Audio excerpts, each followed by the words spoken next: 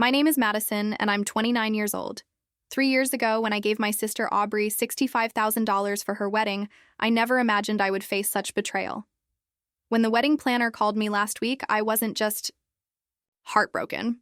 I was furious. If you're watching this, drop a comment letting me know where you're watching from. Hit that like and subscribe button because I'm about to tell you a family drama that will show you the true meaning of loyalty and self-respect. Aubrey and I grew up in a small town in Ohio. She was only 18 months older than me, but she always acted like she was my protector.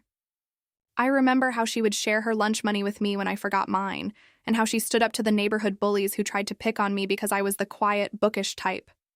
We had that special sister bond that some people search for their whole lives but never find. Our childhood changed dramatically when our parents went through their messy divorce. I was 13 and Aubrey was 14. The split was brutal, filled with screaming matches that lasted until the early morning hours and doors slamming so hard the pictures fell off the walls. Our father, Michael, was a traveling salesman who was rarely home even before the divorce. Our mother, Patricia, felt abandoned and eventually found comfort in someone else's arms. Neither of them realized how their constant fighting would scar us forever. After the divorce was finalized, our parents turned into strangers who used us as messengers. "Tell your father his child support is late again," Mom would say while folding laundry with angry jerks. "Ask your mother if I can switch weekends because I have a work conference," Dad would mumble into his phone. Aubrey and I quickly learned that we could only count on each other in this new, broken version of our family. Money became really tight after the split. Mom had been a stay-at-home mother and suddenly needed to find work with skills that hadn't been updated in 15 years. Dad moved into a tiny studio apartment and seemed more interested in impressing his new girlfriend than paying his bills on time. By the time I turned 15, I was working at the local grocery store after school, bagging groceries and stocking shelves. Aubrey got a job at the movie theater, working concessions and cleaning theaters until midnight on weekends. "We've only got each other now, Madison," Aubrey would tell me as we counted our tip money on my bedroom floor every Sunday night. "No matter what happens in this crazy world, I'll always have your back." That promise became the foundation that carried us through high school graduation and into our adult lives. When I decided to go to college for business administration, Aubrey was my biggest supporter. She had chosen to skip college entirely and went straight into cosmetology school, becoming a hairstylist at one of the most popular salons in town by the time she was 21. She would slip me $50 or $100 every month to help with my textbooks and dorm expenses, even though I knew she was saving every penny to eventually open her own salon someday. My career path started slowly but steadily gained momentum. I began as a customer service representative at a small marketing firm while finishing my degree at night. My supervisor noticed my attention to detail and promoted me to account coordinator within 8 months. By 25, I had worked my way up to senior account manager at one of the most respected advertising agencies in the state. That's when I decided to take the biggest risk of my professional life. Using my savings and a substantial business loan, I purchased a struggling digital marketing company that was about to close its doors forever. Phoenix Digital Solutions had great technology and talented employees, but terrible management and no clear vision. I worked 16-hour days for almost 3 years straight, rebuilding client relationships and creating new service offerings that set us apart from our competitors. Aubrey was there for every milestone and every setback. She used her connections in the beauty industry to introduce me to salon owners who needed digital marketing services. On weekends, she would bring me home-cooked meals to my office because she knew I was surviving on vending machine snacks and way too much coffee. "Consider it an investment in our future success," she would say, with that same encouraging smile I remembered from childhood. Phoenix Digital Solutions became profitable in its 4th year under my ownership. I used that success to hire more employees and expand our services into social media management and website development. By the time I turned 28, I had 12 full-time employees and was handling digital marketing for over 40 local businesses. I had finally achieved the financial stability that had seemed impossible during our chaotic childhood. Throughout my entrepreneurial journey, Aubrey remained my anchor and my biggest cheerleader. She celebrated each new client with champagne, toasts, and listened patiently when I vented about difficult customers or technical problems. When a computer virus crashed our entire server system right before a major campaign launch, Aubrey drove 2 hours in a snowstorm to bring me dinner and moral support while my team worked through the night to recover our data. Our parents began paying attention to our success, but in completely different ways. Dad suddenly wanted to reconnect, inviting us to expensive steakhouse dinners and bragging about his successful daughters to anyone who would listen. Mom became strangely competitive, constantly comparing her modest achievements at the insurance office to what she called our lucky breaks. Neither of them acknowledged that their daughters had succeeded despite their neglect, not because of any support they had provided during our struggles. Then everything changed when Blake entered Aubrey's life. She met him at a charity fundraiser, where my company was providing social media coverage for the event. He was handsome, charming, and came from a wealthy family that owned several car dealerships across the Midwest. His mother, Eleanor, served on the boards of multiple cultural organizations, and his father, Robert, was known for his connections to local politicians and business leaders. From our very first meeting, something felt wrong about Blake. He spoke to the event staff like they were invisible, snapping his fingers when he wanted their attention and rolling his eyes when they didn't move fast enough for his liking. When Aubrey introduced us, his smile seemed practiced and cold. "Oh, you're the little sister with the computer business," he said, looking around the room as if searching for someone more important to network with. "How entrepreneurial." Aubrey was completely infatuated with him from day one. Within weeks, she was spending every free moment with Blake and his wealthy social circle. He introduced her to exclusive country clubs and expensive restaurants, where the other patrons looked at her like she didn't belong.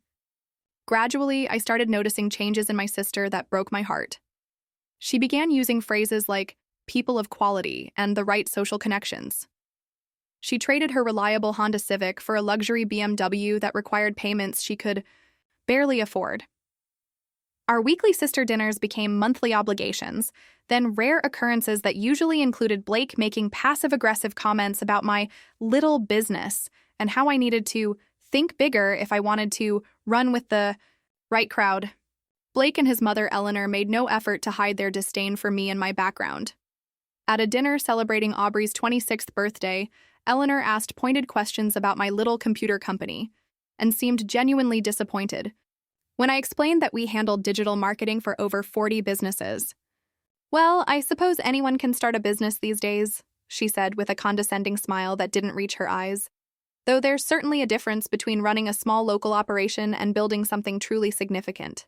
Blake nodded in agreement, cutting his expensive steak with exaggerated precision. "It must be exhausting dealing with all those small-town clients and their basic needs," he added with a slight smirk. "I could never handle that level of simplicity." He said the last word like it tasted bad in his mouth. I tried to explain that my clients included several regional chains and that we had just signed a contract with a national restaurant franchise, but Aubrey interrupted me. "Madison has always been really dedicated to her work," she said, as if apologizing for my ambition. "She'll probably scale back once she finds the right person to settle down with and starts thinking about having a family." The comment stung deeper than I expected. Aubrey knew how passionate I was about growing my business. I had never expressed any desire to scale back or suggested that marriage would change my professional goals. In that moment, I realized how far my sister had drifted from the person who used to understand me better than anyone else in the world. Despite the growing distance between us, I still loved Aubrey with all my heart. I told myself that her behavior was just a phase, that she was trying to fit into Blake's world and would eventually remember who she really was. Surely the sister who had shared her lunch money with me was still there somewhere, just temporarily, lost in this new lifestyle she was trying so hard to embrace. On a cold February evening, Aubrey called me with excitement practically bubbling through the phone. She said, "Yes, Madison." Blake proposed, and I said yes. Her happiness was infectious, and despite my serious reservations about her fiancé, I found myself genuinely thrilled for her. After all, wasn't her happiness what mattered most? "That's incredible news, Aubrey," I said, settling onto my couch with a cup of tea. "Tell me absolutely everything. How did he propose? I want to hear every single detail." Aubrey launched into the story of Blake's elaborate proposal at his family's vacation home in the Colorado mountains. He had arranged for a private chef, a string quartet, and thousands of white roses scattered across a frozen lake. The engagement ring was a 3-carat diamond that had apparently cost him 4 months of his salary at his father's dealership. It sounds absolutely perfect, I said, trying to ignore the uncomfortable feeling in my stomach. The extravagance seemed so unlike the practical, down-to-earth sister I'd grown up with. Have you two talked about setting a date yet? Blake wants a spring wedding, Aubrey replied. His mother says the best venues get booked up over a year in advance, so we need to start planning immediately. She paused, and I could hear the stress creeping into her voice. There's just one major problem. All the places Eleanor suggested are either completely booked or way beyond what we can afford. I could hear the worry in her tone. Aubrey made decent money as a senior stylist, but the Blake family lived in a completely different financial universe. I knew she was stressed about measuring up to their expensive expectations and social standards. What about the grand ballroom at the Riverside Hotel? I suggested. They do beautiful weddings, and I know the event coordinator there from some of my client work. I could probably get you a good rate. There was a long silence on the other end of the line. I don't know, Madison. Blake and Eleanor have their hearts set on either the Metropolitan Club or the Country Manor Estate. Both of those venues cost more than most people's annual salaries, I pointed out gently. The Riverside just got a 5-star rating in Wedding Magazine, and as someone with connections there, you could get preferential booking and significant discounts. After several minutes of hesitation, Aubrey promised to discuss it with Blake and Eleanor. 3 days later, she called me back with what sounded like a rehearsed response. Blake will consider the Riverside Hotel, but Eleanor wants to tour it first, she said carefully. They're also concerned about the catering options. Eleanor knows several award-winning chefs who might be available for a private event. The Riverside's executive chef trained in Paris and has won multiple culinary awards, I replied, trying to keep the irritation out of my voice. Their wedding packages are consistently rated among the best in the state. The venue tour was scheduled for the following Saturday, and it was one of the most uncomfortable experiences of my life. Eleanor and Blake walked through the elegant ballroom with critical expressions, whispering to each other and taking notes like they were health inspectors.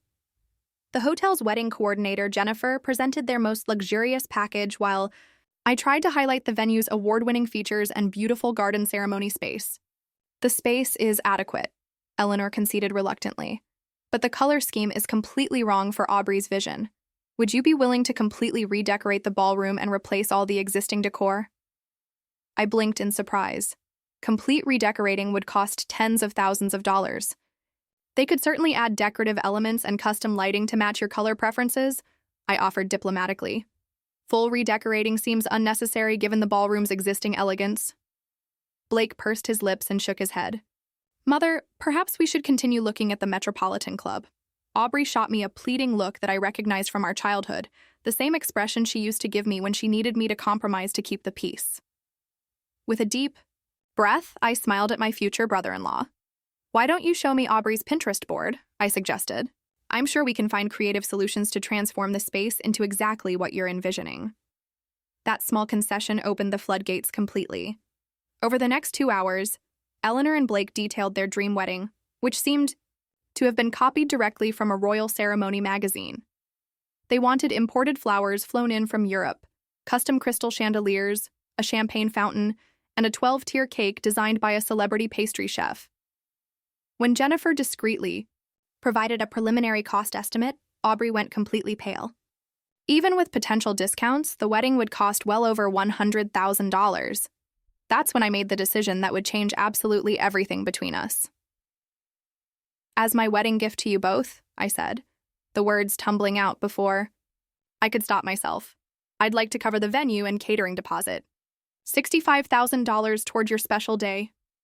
Aubrey's eyes went wide with shock. Madison, that's way too generous. We absolutely cannot accept that kind of money from you. But Eleanor and Blake exchanged a quick glance that I caught out of the corner of my eye. That would be incredibly generous, Eleanor said smoothly, before Aubrey could protest further. We gratefully accept your thoughtful offer. Even for someone with a successful business like mine, $65,000 represented a massive chunk of my savings. It was basically 6 months of pure profit from Phoenix Digital Solutions. But I convinced myself it was worth every penny to support my sister and maybe build some kind of bridge with my new extended family. The wedding planning process began immediately, and it felt like being caught in a tornado. Eleanor hired Victoria Martinez, one of the city's most exclusive wedding planners, to coordinate every single detail. I naturally assumed I would be included in the major decisions, given my substantial financial contribution and my connections at the venue. I quickly discovered how wrong I was about that assumption.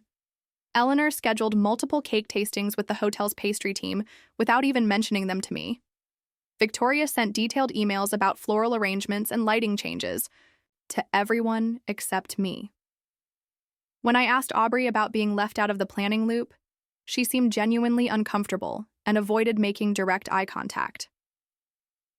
Eleanor just wants everything to be absolutely perfect, she explained nervously. She thinks there might be some kind of conflict of interest if you're too involved since you have business relationships with the vendors. I swallowed my hurt feelings and tried my best to respect their planning process, even though it stung, to be excluded from decisions about an event I was largely funding. However, the situation became increasingly difficult as Eleanor and Blake made more and more unreasonable demands on the hotel staff. They insisted that the hotel remove a historic crystal chandelier from the ballroom because it didn't match Eleanor's new color scheme. They demanded that the kitchen staff prepare 20 different sample menus before making their final selection. They scheduled appointments with the already overworked event coordinator at impossible times, often canceling at the last minute, without any explanation or apology. Throughout all of this chaos, I maintained my professionalism and kept my mouth shut. I wanted this wedding to be absolutely perfect for Aubrey, even if it meant tolerating Eleanor's increasingly demanding behavior and Blake's condescending attitude toward the service staff. My business reputation was on the line since I had recommended the venue, so I did everything I could to smooth over the rough patches. "You're a saint for putting up with this," Jennifer told me after a particularly difficult meeting with Eleanor. "If she wasn't going to be your family, I would have told her to find another venue weeks ago." The $65,000 deposit was officially processed 4 months before the wedding date. I signed all the paperwork myself, clearly specifying that the deposit covered the venue rental, premium catering package, and hotel accommodations for the immediate wedding party. Any additional costs for special upgrades, last-minute requests, and extended guest accommodations would be billed separately to Blake and Eleanor. As the wedding date got closer, I expected to receive my formal invitation in the mail. When the 3-month mark passed without any elegant envelope appearing in my mailbox, I casually mentioned it to Aubrey during one of our increasingly rare phone conversations. "Oh, the invitations went out 2 weeks ago," she said vaguely, not quite meeting my eyes when we video chatted. "Eleanor handled the entire guest list personally. I'm sure yours must be on its way." Another month passed without any invitation arriving. I told myself there must have been some kind of mix-up with the postal service, or maybe they just assumed I didn't need a formal invitation since I was so closely involved with the venue, arrangements, and financial planning. Still, an uncomfortable sense of dread began growing in the pit of my stomach. The first truly alarming sign came when our cousin Emma called to thank me for her gorgeous invitation to Aubrey's wedding. "The invitation is absolutely stunning," she gushed over the phone. "That gold foil embossing must have cost a fortune, and the handwritten personal note from Eleanor was such a lovely touch." My heart immediately sank to my feet. I had received neither a formal invitation nor any kind of handwritten note from Eleanor. When I discreetly checked with other family members over the next few days, I discovered that they had all received their elegant invitations weeks earlier, complete with personalized messages. That evening, I called Aubrey directly, trying to keep my voice steady and casual. "Is there something I should know about the wedding?" I asked. "Everyone else in the family seems to have gotten their invitations already." There was a long, uncomfortable pause on the other end of the line. "Eleanor has been managing the entire guest list," she said finally, her voice sounding strained. "I'll check with her tomorrow and get back to you about the details." 3 days passed without any word from her. I decided to take a more direct approach and sent her a text message. "Need to finalize my attendance details for your wedding. Should I plan to bring a +1? What color dress would work best with the wedding party?" Her response came back several hours later and was frustratingly vague. "Still working out some final details. We'll let you know everything soon." Around the same time, I started noticing other deeply concerning patterns. The bridal shower had apparently happened the previous weekend, but I hadn't been invited or even informed about it. Photos appeared all over social media showing Aubrey, Blake, and both families at what looked like a professional engagement photo session in the Botanical Gardens. Once again, I had been completely excluded and hadn't even known it was happening. During a routine check-in with Jennifer at the hotel about the wedding arrangements, I learned something that made my blood run cold. Eleanor had requested a private meeting to review the final seating chart for the reception. Out of curiosity, I asked to see a copy of the layout. My name was nowhere to be found on the entire seating chart. There must be some kind of mistake, I told Jennifer, my voice shaking slightly. I'm the bride's sister and the person who paid for this entire venue. Jennifer looked extremely uncomfortable and avoided making eye contact. Miss Eleanor was very specific about the seating arrangements, she said carefully. She personally reviewed every single name on the guest list multiple times and made several revisions. The situation finally came to a devastating head when our parents organized a family dinner 2 weeks before the wedding. It was the first time in years that both my mother and father would be in the same room together, which showed just how significant Aubrey's marriage was to our fractured family. The dinner was held at an upscale steakhouse downtown, with Aubrey, Blake, both sets of parents, and me in attendance. From the moment we sat down at the table, the tension was thick enough to cut with a knife. Eleanor kept whispering to Blake and shooting pointed glances in my direction. When the conversation naturally turned to wedding details, they spoke in deliberately vague terms, quickly changing the subject whenever I asked any specific questions about the ceremony or reception. During the main course, Eleanor made a comment that sent an ice-cold chill down my spine. It's so critically important to maintain the proper atmosphere at a wedding, she said, slowly swirling her wine glass. The right guests, the appropriate social connections. A wedding isn't just a celebration, you understand. It's a statement about your family's place in society. Blake nodded enthusiastically in agreement. Some people simply don't understand the social implications of a high-profile event like this, he added, looking directly at me with barely concealed disdain. Running a small business is one thing, but truly appreciating elegance and social refinement is quite another matter entirely. My father, who had never been particularly skilled at reading social dynamics, laughed uncomfortably and tried to lighten the mood. Madison understands elegance just fine, he said defensively. Her marketing company works with some very successful clients. Eleanor's smile never reached her cold eyes. Yes, but there's a significant difference between serving the elite and actually being one of them, isn't there? She said with practiced condescension. The implication was crystal clear and deliberately cruel. In their eyes, I was nothing more than hired help, not a social equal worthy of respect. I looked desperately at Aubrey, expecting her to defend me like she had done our entire lives, but she was staring down at her plate, refusing to make eye contact with anyone. My mother, perhaps sensing my distress, attempted to change the subject to safer ground. Madison has been so incredibly generous with her contribution to the wedding, she said warmly. The venue looks absolutely stunning. From the photos I've seen. Eleanor's response was swift and cutting like a blade. Yes, the financial arrangement has been helpful, she said dismissively, though we've had to make substantial upgrades to bring the space up to our family's standards. I felt like I had been physically slapped across the face. The Riverside Hotel was one of the most prestigious venues in the entire state, and here it was being described as substandard by a woman who had never worked a single day in her privileged life. The Riverside is a 5-star establishment, I said as evenly as I could manage. They regularly host diplomatic events, celebrity weddings, and yes, society weddings on a weekly basis. Of course they do, dear, Eleanor replied, patting my hand in the most condescending way possible. And we certainly appreciate their effort to accommodate our particular vision. After dinner ended, I desperately tried to speak with Aubrey privately, but Blake immediately intercepted us.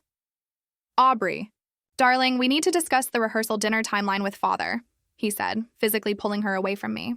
The look Eleanor gave me was triumphant and almost smug, like she had won some kind of game I didn't even know we were playing.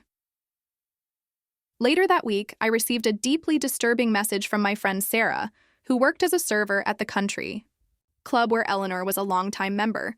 She had overheard Eleanor laughing with her bridge club friends about the computer girl who actually thinks she's invited to the wedding. She honestly believes she'll be sitting at the family table, Eleanor had reportedly said with obvious amusement, as if we would want someone like that front and center in our wedding photographs. But we absolutely need to keep her happy until after the big day, since she controls the venue and already paid the deposit. One of Eleanor's friends had apparently asked, "What about all that money she contributed? $65,000 is a substantial amount to accept without including her in the celebration." Eleanor's response made my blood boil with rage.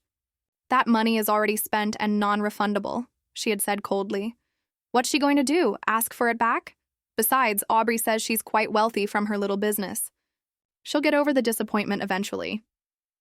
I confronted Aubrey that very evening, calling her and demanding honest answers. "Am I actually invited to your wedding or not?" I asked bluntly. Because based on what I'm hearing around town, Eleanor has completely different plans. Aubrey sighed heavily, and I could hear the exhaustion in her voice. "Madison, it's really complicated. Eleanor and Blake have very specific ideas about the guest list. They're concerned about maintaining a certain atmosphere for their social circle." "An atmosphere that doesn't include your only sister?" I asked, my voice cracking with emotion. "The sister who gave you $65,000 toward this wedding?" "You don't understand the pressure I'm under," Aubrey said defensively. "Blake's family moves in very important social circles. This wedding could open incredible doors for both of our futures." "Since when do you care about important social circles?" I demanded. "What happened to the sister who used to say we only needed each other?" "People grow up, Madison," she replied coldly. "They change and evolve. Maybe you should try it sometime instead of clinging to the past like a child." Her words cut through me like daggers to the heart. "Is that Blake talking, or is that really you?" I asked quietly, barely able to recognize the person on the other end of the phone. "This conversation isn't productive anymore," she said, her voice turning ice cold. "I really need to go. Blake and I have an appointment with the florist in 20 minutes. As I hung up the phone, I felt a profound sense of loss that went far beyond simple disappointment. The sister I had known and loved. My entire life was disappearing before my eyes, being replaced by someone I barely recognized. Still, I desperately clung to the hope that this was just temporary wedding stress, that the real Aubrey would return once all the social pressure had passed.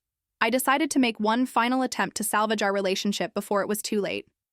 I spent hours writing Aubrey a heartfelt email, reminding her of everything we had been through together as children, and expressing my deep hurt at being excluded from the most important day of her life.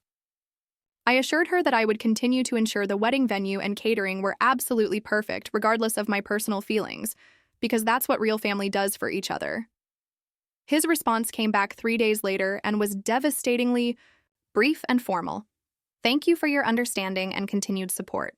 I will speak with Eleanor about the guest list situation and get back to you soon." Days passed with no further communication from anyone.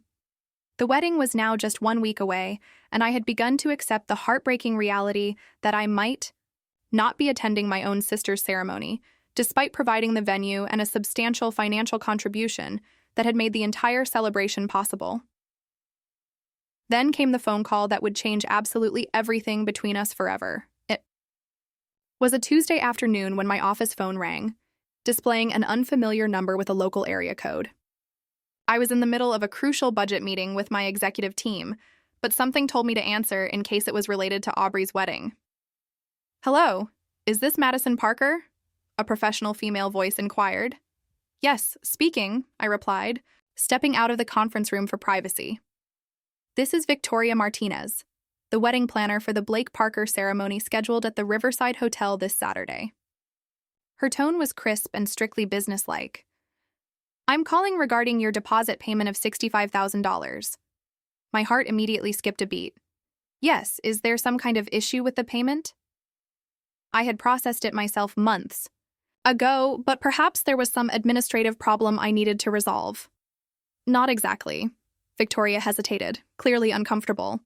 "I have been instructed by the family to inform you that your invitation to the wedding has been officially canceled. However, they would like to retain the full deposit you provided." The entire world seemed to stop spinning around me. I gripped the hallway wall for support, feeling like I might collapse. "Excuse me, could you repeat that?" Victoria cleared her throat uncomfortably. The family has decided to revise the guest list for the final time. Your attendance is no longer required or desired. However, they wish to keep all the venue and catering arrangements exactly as planned, utilizing the deposit you already paid in full. Which family members made this decision? I asked, my voice barely above a whisper. Miss Eleanor Blake and her son provided the specific instructions, Victoria replied carefully. I was told that Miss Aubrey is fully aware of the arrangement and has agreed to the new plan.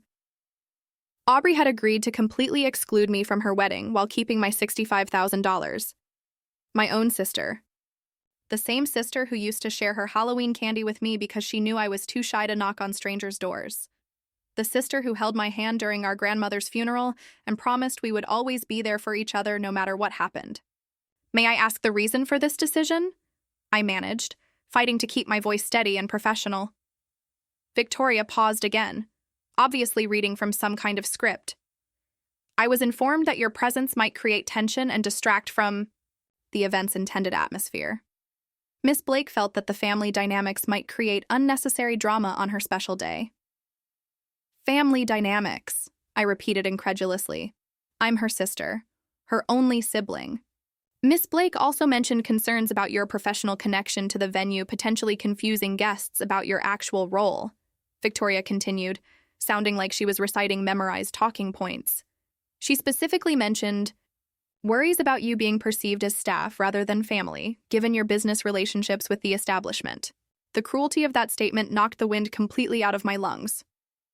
After years of working 18-hour days to build my business from absolutely nothing, my professional success was being used against me as a weapon.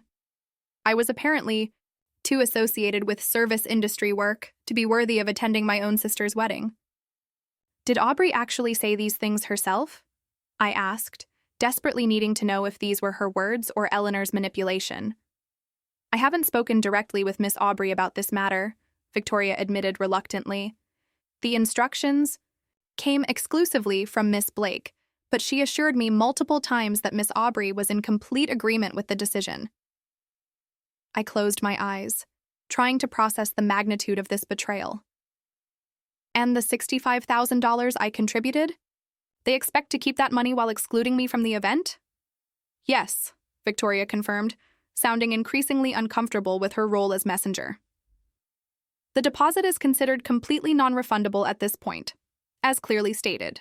In the original contract, Miss Blake mentioned that you had presented the money as a gift, not contingent on your attendance.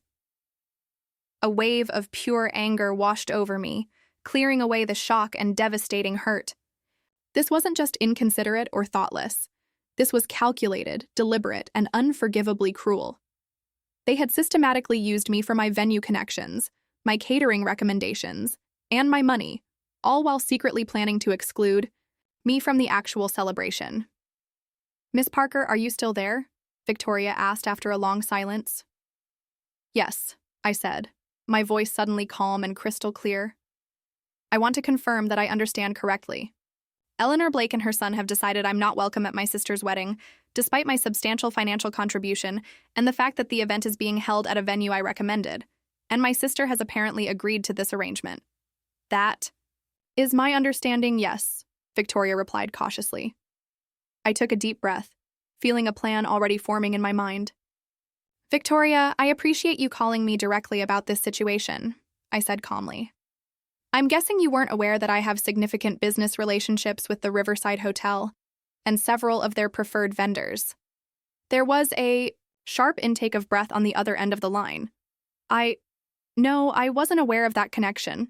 Miss Blake introduced you only as Aubrey's sister who had contributed to the wedding fund. I see, I said, my plan crystallizing with perfect clarity. In that case, I have a message I'd like you to deliver to Miss Blake and my sister. Of course, Victoria replied, her professional demeanor starting to slip as she realized she might be caught in the middle of something much bigger than a simple family disagreement. Please tell them that I said to cancel the entire wedding. Victoria gasped audibly. But Miss Parker, you can't do that. You're not the bride or groom. You don't have the authority to cancel their event. No, you're absolutely right, I agreed, calmly.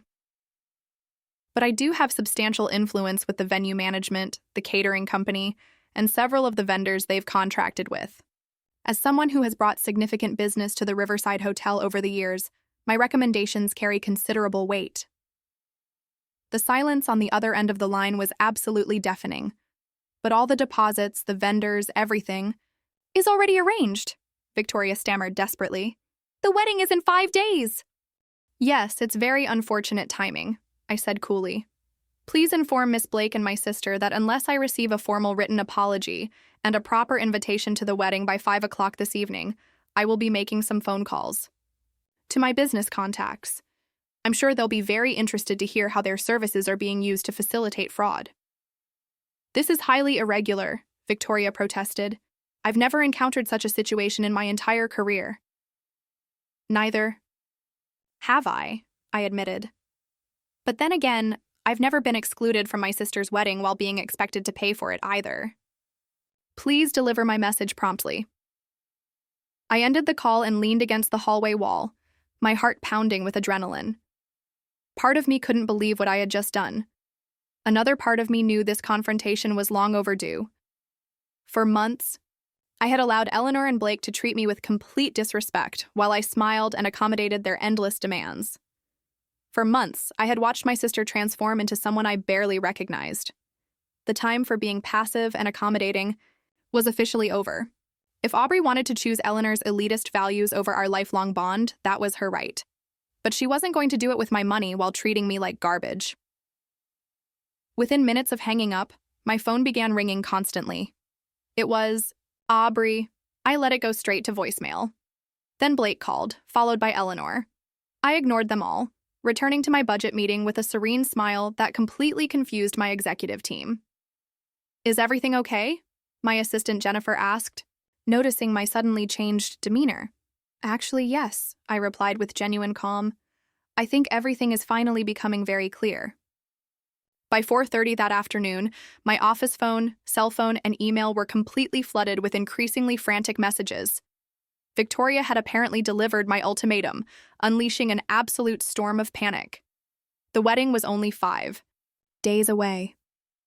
Over 200 guests had confirmed their attendance. Deposits had been paid to florists, photographers, musicians, and countless other vendors. At precisely 4:55, there was a major commotion in the lobby of my office building. Aubrey had arrived with Blake and both sets of parents in tow. It was time to face the consequences of taking a stand for myself. I instructed my receptionist to escort the wedding party to our main conference room rather than my personal office. This was no longer a family matter in my mind. It had become a business dispute involving fraud and breach of trust, and I wanted the setting to reflect that important distinction. When I entered the conference room 5 minutes later, the tension was so thick you could cut it with a knife.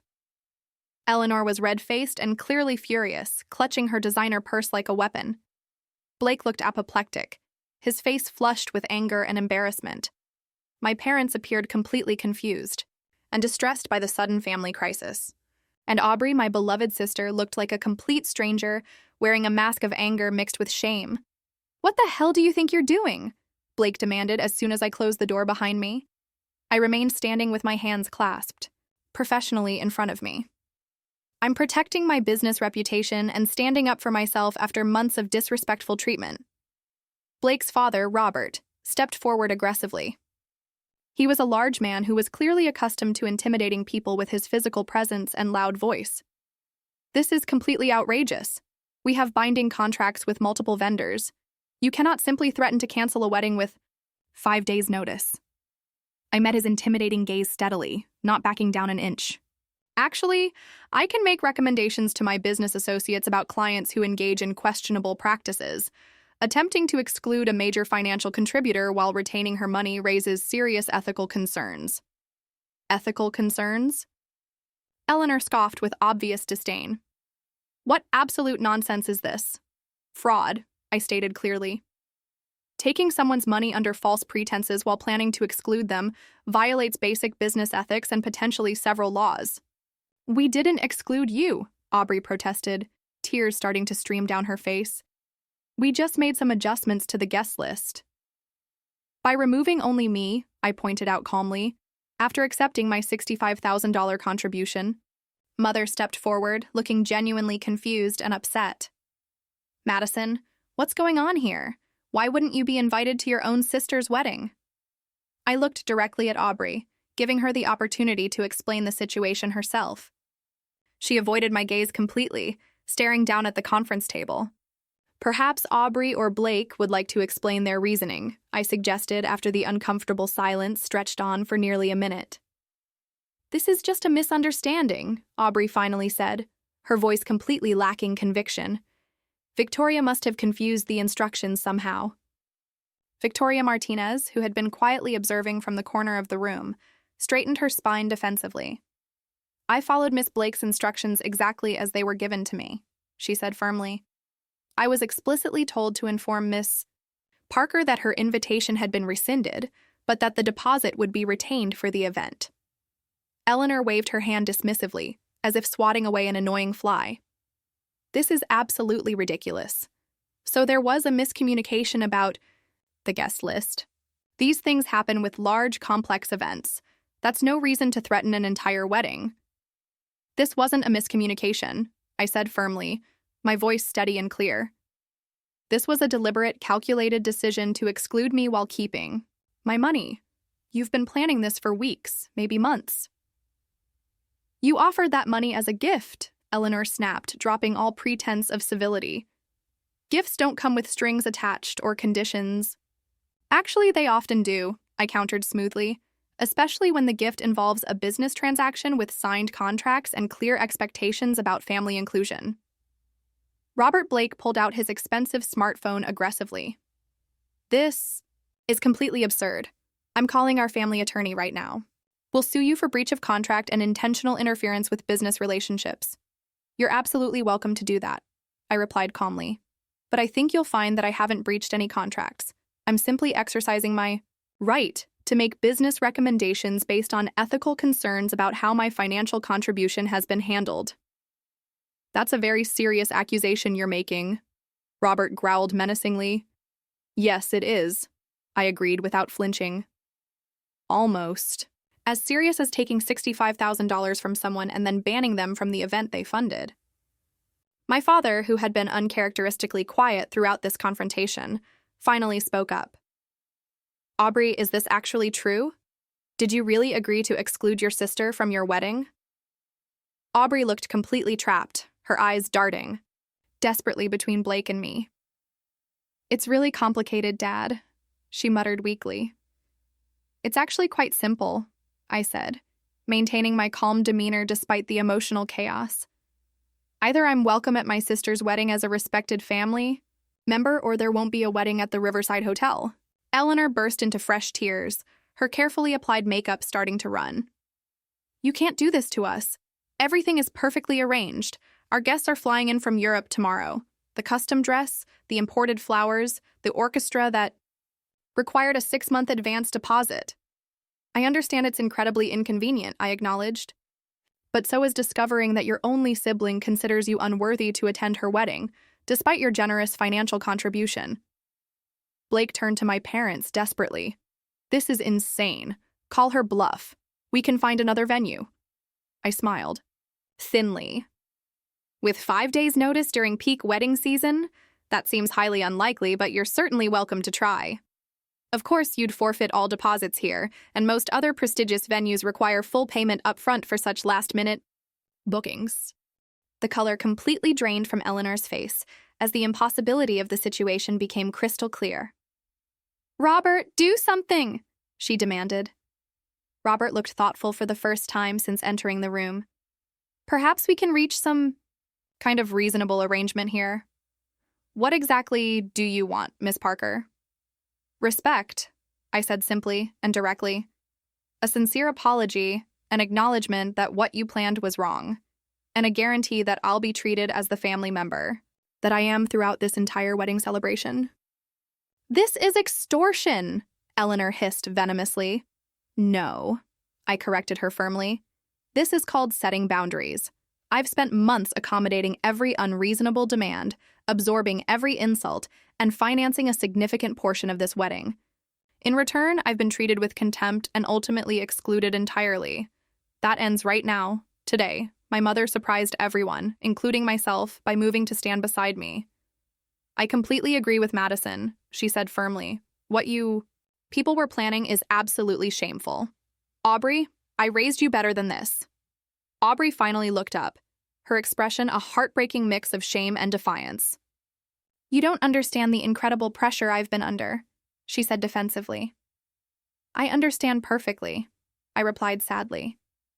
"You've been so desperate to impress Blake's family that you were willing to betray the sister who has always been there for you, the sister who helped support you through cosmetology school, who celebrated every success, and who supported you through every failure."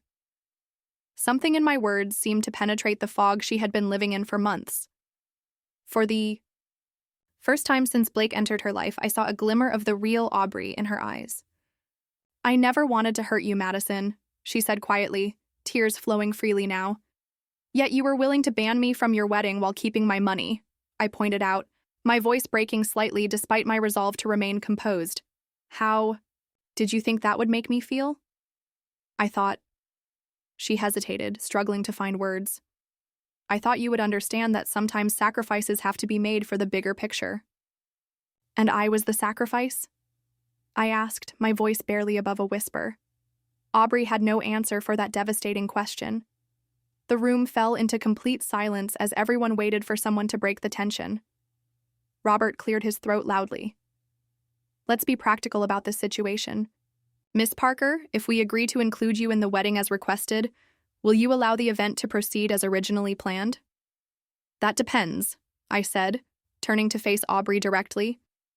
"Is that what you actually want, Aubrey? Am I just an obligation, to be tolerated, or do you genuinely want your only sister at your wedding?" The room fell silent again as everyone waited for Aubrey's response. This was the moment of truth, not just for the wedding, but for our relationship going forward. Everything we had been through as children, everything we had built together, came down to this single moment. Aubrey looked at Blake, then at Eleanor, then down at her hands clasped tightly in her lap. The silence stretched on for what felt like an eternity. Finally, she raised her eyes to meet mine. "I want you there, Madison," she said softly, her voice trembling. "I always did. I just got completely caught up in everything. The planning, the expectations, the pressure to make everything absolutely perfect for everyone else." "Perfect for whom?" I asked gently. She had no immediate answer for that question either, but I could see her thinking deeply about it for the first time in months. Eleanor stomped her foot in obvious frustration. "This is my son's wedding. I should have the final say about who attends." "It's our wedding," Aubrey corrected her, seeming to find her voice at last. "And Madison is my sister. She should absolutely be there. She deserves to be there more than anyone." The look Eleanor gave her was absolutely venomous. "After this ridiculous stunt she just pulled, you still want her there? She threatened to ruin our entire wedding." "After you tried to exclude her while keeping her money," Aubrey countered, standing a little straighter for the first time in our confrontation. "Think about that for a minute, Eleanor. How would you feel if someone did that to you?" For perhaps the first time since I had met her, Eleanor seemed genuinely speechless. "Here's exactly what's going to happen," I said, addressing the entire room with newfound authority. "I will allow the wedding to proceed as planned, but with the following non-negotiable conditions. First, I will receive a formal written apology from both the bride and groom for the attempt to exclude me. Second, I will be treated with the respect due to a family member and major contributor throughout all wedding events. Third, my $65,000 contribution will be acknowledged in the wedding program as a gift from a loving sister, not simply listed as a venue discount." Robert nodded slowly, clearly recognizing that I held all the cards. "Those terms seem entirely reasonable given the circumstances we find ourselves in." "Father!" Eleanor protested loudly. "Enough, Eleanor," he said firmly, his patience finally exhausted. "Miss Parker has us in an impossible position, and frankly, she's absolutely right. What you and Blake planned was inappropriate and potentially illegal. We're fortunate she's willing to work with us at all." Eleanor looked like she had swallowed something extremely sour, but she remained silent for once. "Do we have an agreement?" I asked. looking directly at Aubrey. After a moment's hesitation, she nodded firmly. Yes, and Madison, I'm truly sorry. I should never have let things get this far out of hand. It was a start, but I knew we had a very long way to go to rebuild the trust that had been shattered. Still, for the first time in months, I felt like I might eventually get my real sister back. Then the wedding will proceed as scheduled, I said, opening the conference room door to signal that our meeting was concluded. Victoria will coordinate with the hotel staff on all final details. As the group filed out, Aubrey lingered behind. When we were finally alone, she turned to me with tears streaming down her face. I really am sorry, Madison, she said, her voice breaking. I don't know who I've become these past few months. I don't even recognize myself anymore. Neither do I said honestly. But I hope you figure it out before you say I do. Marriage is difficult enough when you're being true to yourself. She nodded slowly, seeming to really hear me for the first time in months. Thank you for not giving up on me, even when I absolutely deserved it. That's what real family does, I replied. The genuine kind, not the kind that only values status and social appearances. The days leading up to the wedding were tense but surprisingly productive. True to my word, I ensured that every single detail of the venue and catering was absolutely perfect. My business relationships with the hotel staff had never been stronger, and they worked with renewed enthusiasm, clearly proud that I had stood up for myself against unreasonable treatment. Victoria Martinez proved to be surprisingly diplomatic once the initial shock had worn off completely.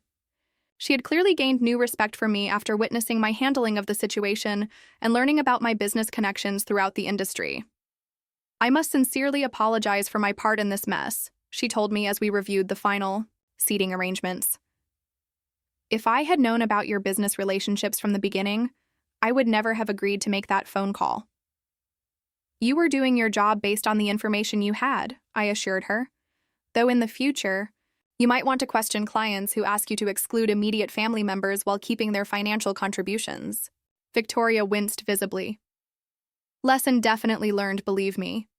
As promised, I received formal written apologies from both Aubrey and Blake.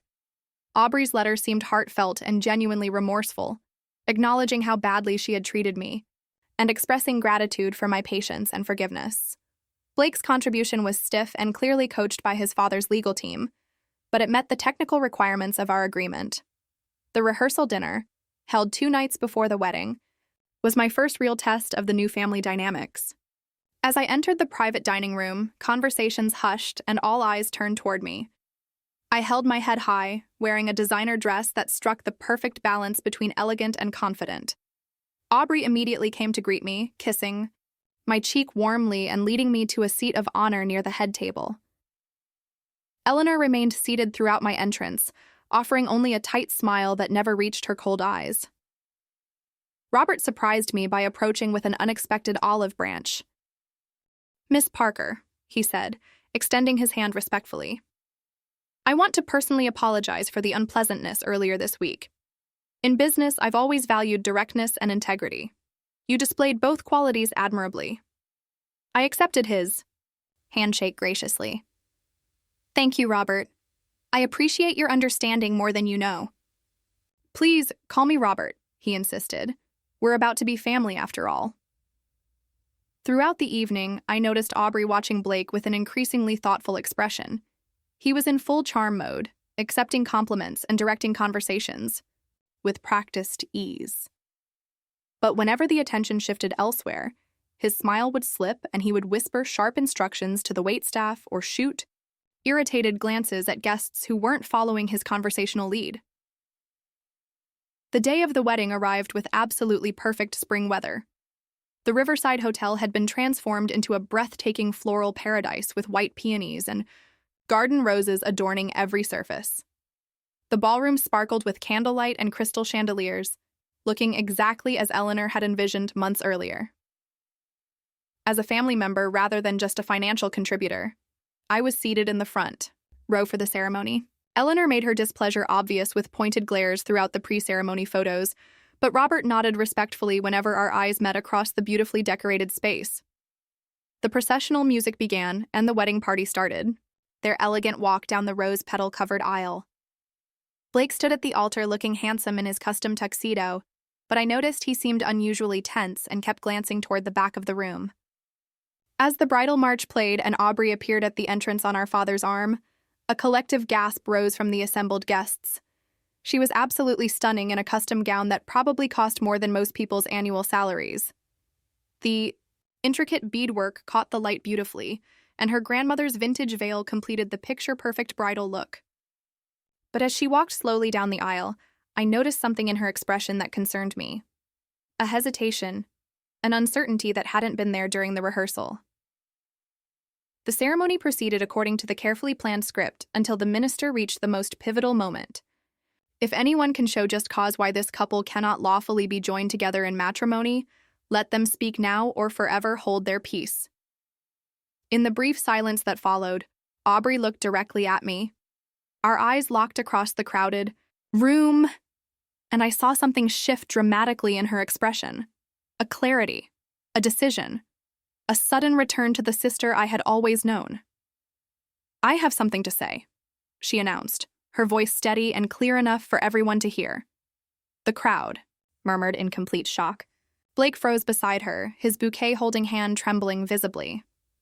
Eleanor's face went completely white. "Aubrey?" the minister prompted uncertainly, clearly having never encountered this situation in decades of performing weddings. "I can't do this," Aubrey said loudly enough for the entire ballroom to hear. "Not like this. Not when I'm not being true to myself or to the values Madison and I were raised with our entire lives." Gasps and whispers rippled through the stunned audience like wildfire.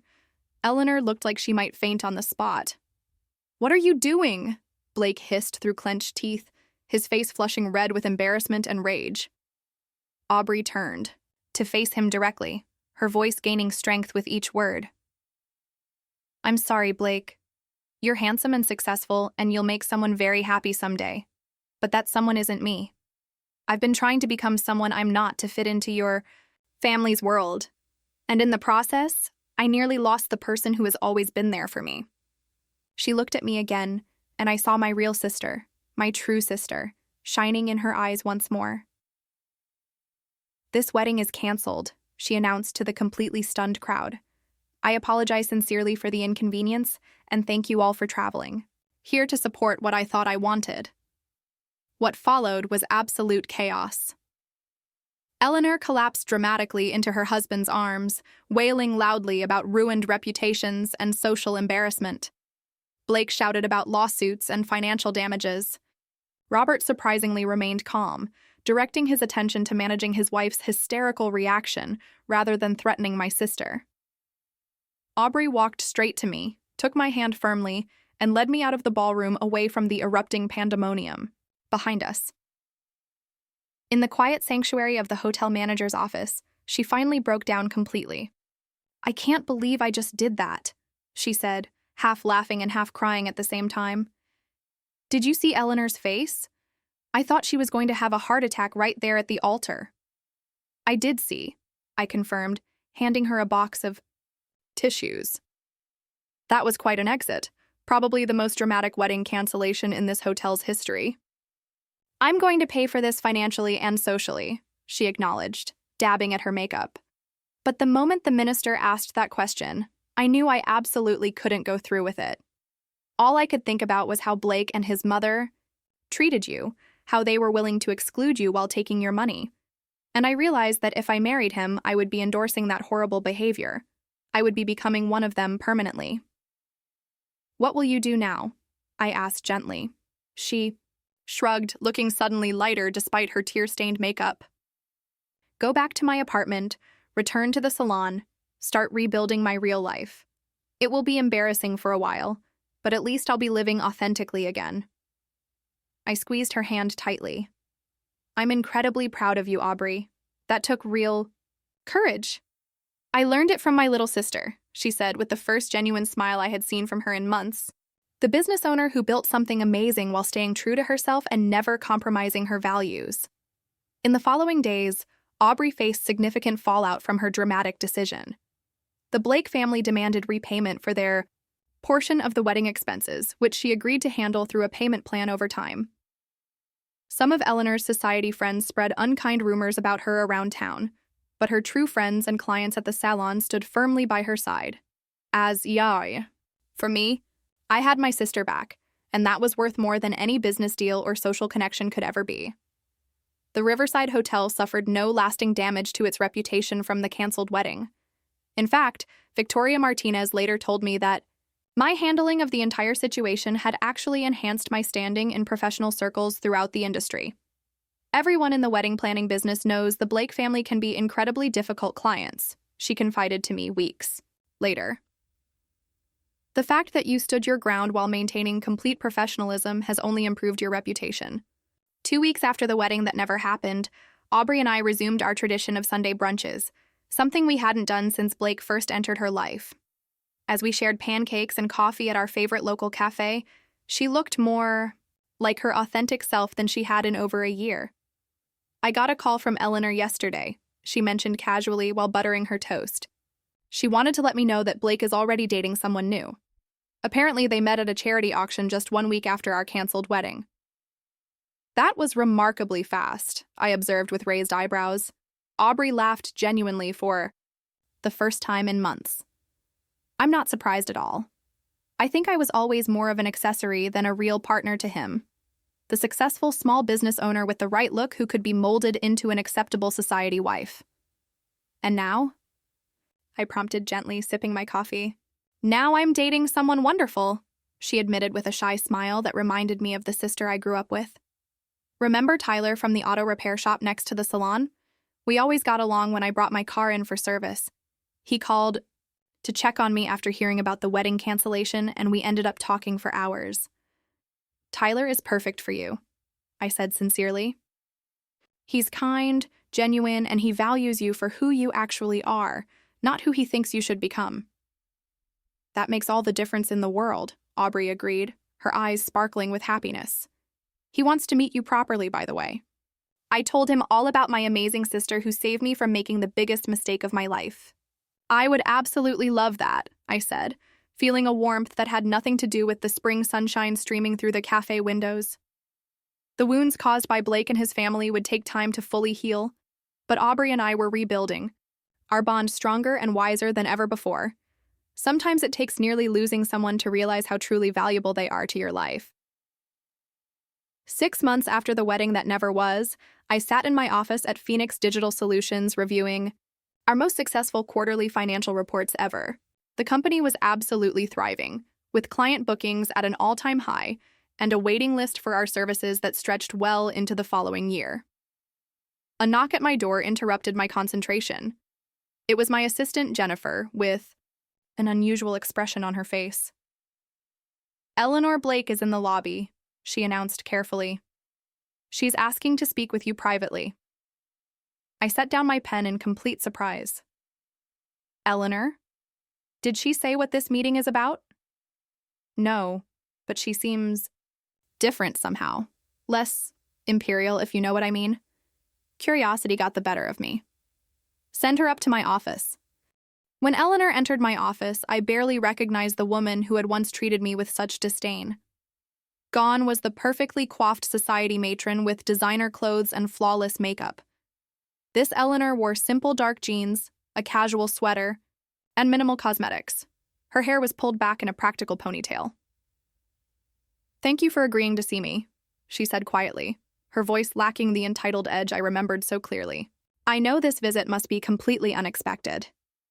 Please, have a seat, I offered, gesturing to the chair across from my desk. What can I do for you, Eleanor? Eleanor sat down carefully, folding her hands nervously in her lap. I came to apologize. Properly this time. Not with some lawyer-drafted statement, but with genuine words from my heart. I raised an eyebrow but remained silent, waiting for her to continue. What I did to you was absolutely inexcusable, she admitted, her voice shaking slightly. Trying to exclude you from Aubrey's wedding while keeping your money wasn't just rude or thoughtless. It was cruel, calculating, and potentially criminal. I was so obsessed with creating the perfect society wedding that I completely lost sight of basic human decency. What brought on this revelation? I asked, genuinely curious. About her transformation. She sighed deeply. After Aubrey left Blake at the altar, I was furious and humiliated beyond words. I blamed everyone except myself for the disaster. Blake quickly started dating someone else, and I thought we could just move on and pretend nothing had happened. Heard about his new relationship, I acknowledged. Blake got engaged again after just 2 months, Eleanor continued, her voice cracking slightly. I was thrilled because his new fiancée comes from an even wealthier family than ours, but then I overheard him talking to his friends about her at their engagement party. She paused, clearly struggling with painful memories. He said she was high maintenance but perfect arm candy for business meetings. He said he could train her to be the ideal corporate wife, just like he had been training Aubrey. Her voice broke completely. That's when I realized what kind of person I had raised and supported. That must have been incredibly difficult to hear, I said, feeling an unexpected twinge of sympathy. It was a complete wake-up call, she admitted. For the first time, I saw my son and myself through someone else's eyes, and I absolutely hated what I saw. I broke off all involvement in his second wedding planning and started therapy immediately. How did Blake react to that decision? Eleanor managed a weak smile. He was furious, but Robert supported my choice completely. My husband pulled me aside after my first therapy session and said something I'll never forget. He told me, "Eleanor, I've watched you become someone I barely recognize, in pursuit of social status. It's time to remember who you used to be before all this nonsense mattered more than family." Those are powerful words from someone who knows you well, I observed. It's been 6 months of very difficult self-examination, she continued. I've had to confront some ugly truths about myself and how I've treated people throughout my life, especially you and Aubrey. The therapist helped me understand that my behavior stemmed from deep insecurity and fear of not being good enough. I studied her carefully, looking for any signs of manipulation or insincerity. To my surprise, I found none. "I don't expect or deserve your forgiveness," Eleanor said, meeting my gaze directly for the first time. "I just wanted you to know that I recognize the harm I caused and I'm working every day to become a better person." "I genuinely appreciate your apology," I said carefully. "Taking responsibility for your actions takes real courage." "There's one more thing," she added, reaching into her purse with trembling hands. "This belongs to you." She handed me an envelope containing a cashier's check for $65,000. "Your deposit," she explained simply. "It should have been returned to you immediately after the wedding was canceled. It was completely wrong of me to even consider keeping it." I stared at the check in amazement. "Eleanor, this is unexpected." "It's the right thing to do," she said, standing to leave. "That's all I wanted to accomplish today. Thank you for giving me the opportunity to make this right." As she turned toward the door, I found myself asking, "Have you spoken to Aubrey recently?" She paused, her hand on the doorknob. "No. I thought about reaching out several times, but I decided that would be selfish of me. She seems genuinely happy with Tyler from what I've heard around town. She deserves that happiness without me complicating her life." With that honest admission, she was gone, leaving me to reflect on the strange encounter and the possibilities for redemption that exist when people are willing to face their mistakes honestly. That evening, I met Aubrey and Tyler for dinner at the newest restaurant in town. They were absolutely glowing with happiness, clearly perfectly matched in values, humor, and genuine affection for each other. Tyler was warm, intelligent, and treated every member of the waitstaff with sincere kindness and respect. "You'll never guess who came to see me today," I told them over dessert. When I recounted Eleanor's unexpected visit and sincere apology, Aubrey's eyes widened in complete disbelief. "Eleanor Blake admitted she was wrong and returned your money. Voluntarily?" she asked incredulously. "Are you absolutely certain it was really her and not some kind of imposter?" I laughed at her reaction. "It was definitely her, though a completely transformed version of the woman you almost had as a mother-in-law." Aubrey shook her head in wonder. "People can genuinely surprise you, I suppose. Though I'm grateful every single day that I didn't go through with that wedding." Tyler squeezed her hand affectionately. "So am I, selfishly speaking. The entire experience taught me something profoundly important that I carry with me every day. For years, I had defined success purely through business achievements and financial milestones. I worked endless hours building the Phoenix digital brand, sometimes at the expense of personal relationships and my own well-being. I took pride in being completely self-sufficient and never needing to ask anyone for help. "You've always been the strong, independent one," Aubrey agreed when I shared this reflection. "But real strength isn't about handling everything alone," I continued. "True strength is knowing when to stand up for yourself, when to set firm boundaries, and when to walk away from situations that diminish your worth and self-respect." If I hadn't found the courage to confront Aubrey and Blake about the wedding exclusion, I might still be allowing people to take advantage of my generosity while treating me as less than I deserve. More importantly, Aubrey might have married the wrong person for all the wrong reasons.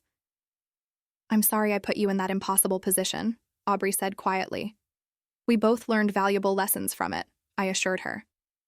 "And our relationship is infinitely stronger for having weathered that storm together." In the months that followed, I made significant changes in both my personal and professional life.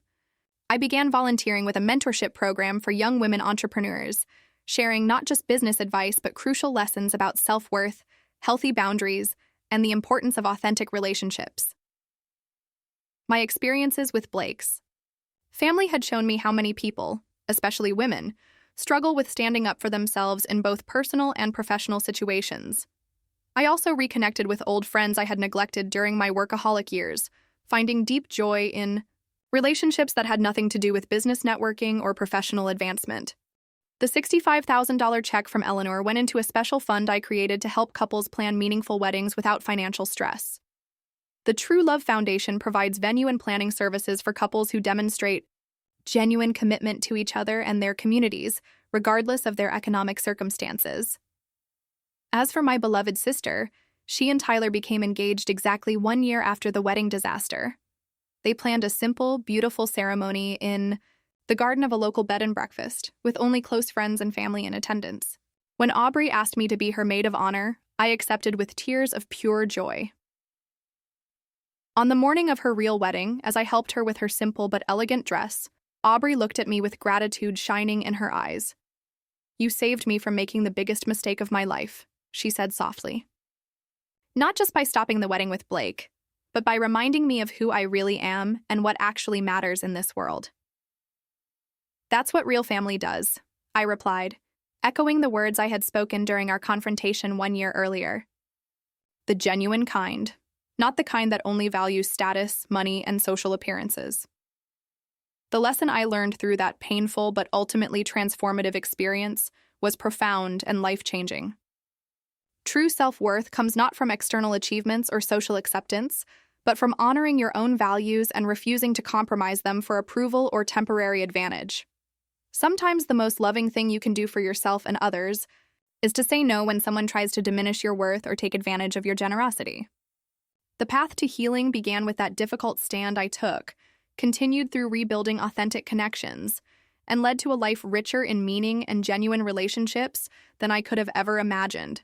By refusing to accept disrespectful treatment, I had not only preserved my own dignity, but helped others, including Eleanor, confront important truths about themselves and their behavior. Life offers many tests of character and self-respect.